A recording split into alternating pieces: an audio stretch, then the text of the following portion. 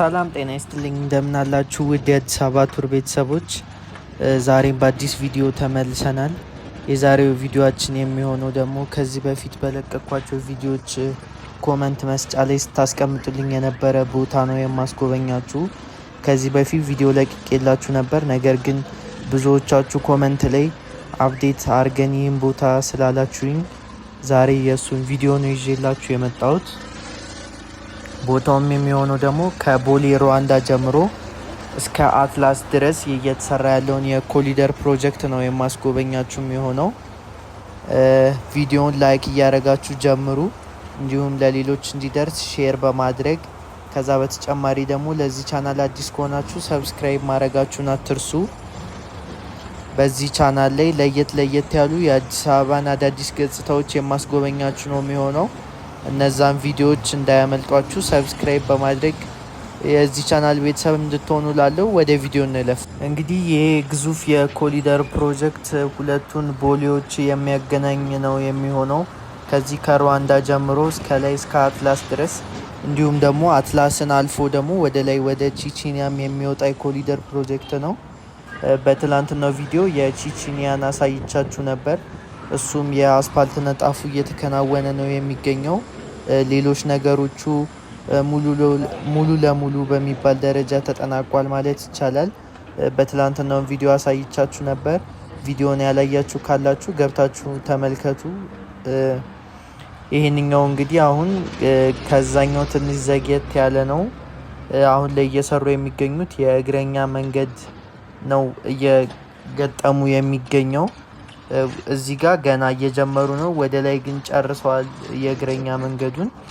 እንዲሁም ደግሞ ሌሎች በዙሪያው ያሉ የሚሰሩ ነገሮችም እየተሰሩ ነው የሚገኘው።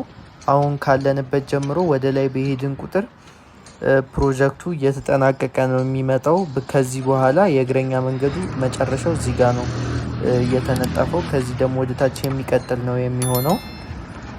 ከዚህ በላይ ግን የእግረኛ መንገዱ ተነጥፏል። እንዲሁም ደግሞ የመንገድ ዳር መብራቶች፣ የመንገድ ዳር እነዚህ ሳሮቹ ሙሉ ነገሩ ተተክለው እንዲሁም ተገጥመው አልቀዋል።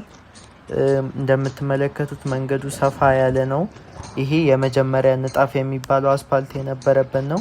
አሁን እዚህ ላይ የሚቀረው አስፓልቱን አንድ ዙር በማንጠፍ ሌቭል እንዲሆን አድርጎ ላዩ ላይ የቀለም ስራ ነው የሚቀረው እንጂ አብዛኛው ነገር ተጠናቋል ማለት ይቻላል።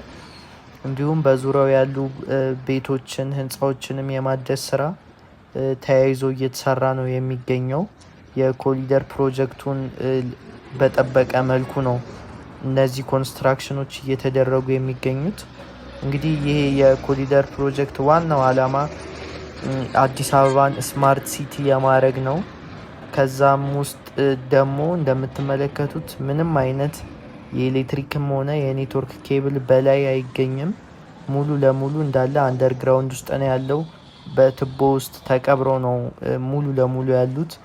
ይሄም እጅግ ንጹህ የሚያምር ውብ የሆነ ገጽታን ሰጥቶታል ከተማው። አብዛኛው የኮሊደር ፕሮጀክቶች ላይ እነዚህ ነገሮች የሚተገበሩ ነው የሚሆኑት። ከዚህ በፊትም የሌሎች ፕሮጀክቶችን አሳይቻችሁ ነበር። እነሱም ይሄን ተከትለው ነው እየተሰሩ የሚገኙት። እንግዲህ ይህ አካባቢ እንደምታውቁት በርከት ያሉ ሆቴሎች የሚገኙበት ቦታ ነው። በርከት ያሉ ቱሪስቶችም እዚህ አካባቢ ነው ማረፊያቸውን የሚያደርጉት።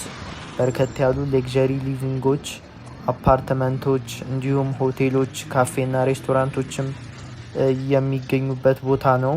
እንዲሁም ከዛ በተጨማሪ ደግሞ የኤምባሲዎችም የመኖሪያ አካባቢ ነው።